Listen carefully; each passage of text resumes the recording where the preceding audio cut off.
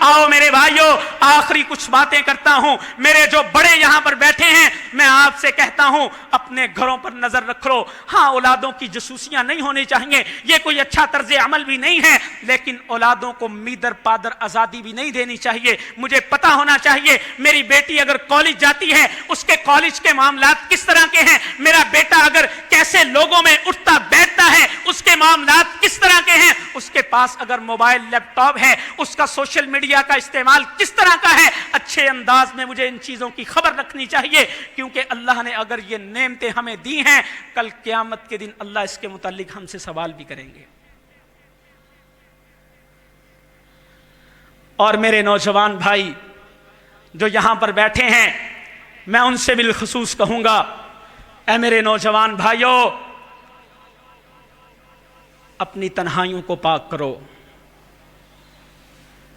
जिस तरह से अपनी जलवतों को बेहतर बनाने की कोशिश करते हो, अपनी तन्हाइयों को भी पाक बनाओ।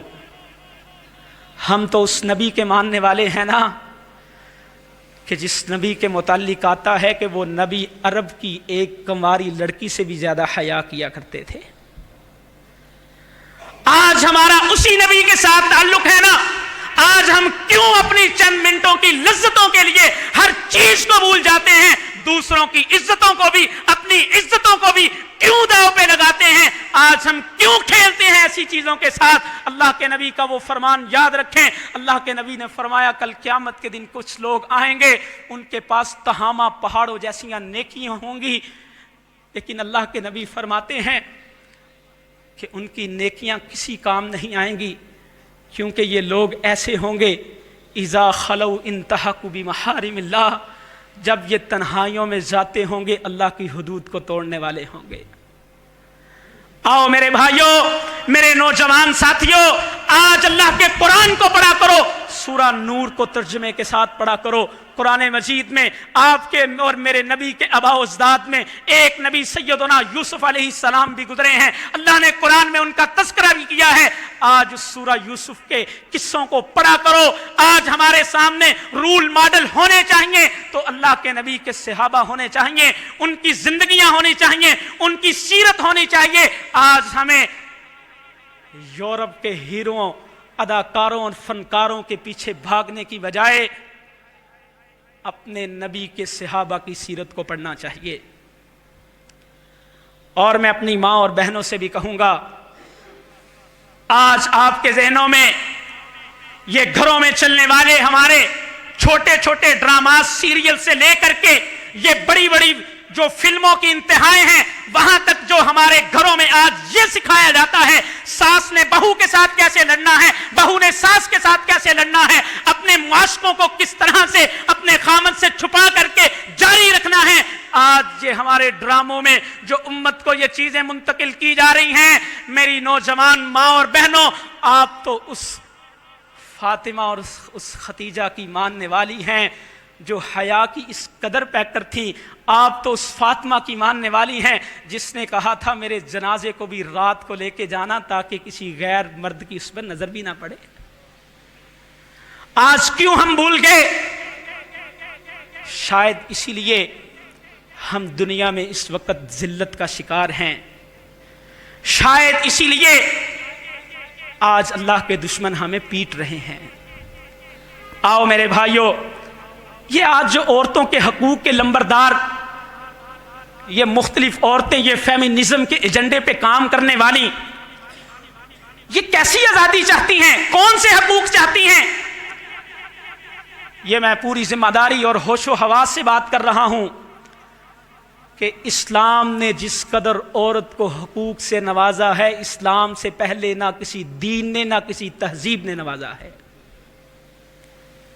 जाओ पढ़ के देखो, वो रूम की तहजीब हो, वो यूनान की तहजीब हो, वो कोई भी तहजीब हो, वो इस्लाम से पहले यहूदियत क्यों ना हो, वो इस्लाम से पहले ईसाईयत क्यों ना हो, ये आपके पड़ोस में रहने वाले हिंदू क्यों ना हो, ये सारे के सारे کہیں عورت کو مخصوص ایام میں گھروں سے نکالتے ہوئے نظر آئیں گے، یہ سارے کے سارے کہیں آپ کو عورت کو وراثت سے محروم کرتے ہوئے نظر آئیں گے، یہ سارے کے سارے کہیں آپ کو عورت کے اوپر ظلم و ستم کرتے ہوئے، عورت کو سب سے نیچ معاشرے کا حصہ سمجھتے ہوئے نظر آئیں گے۔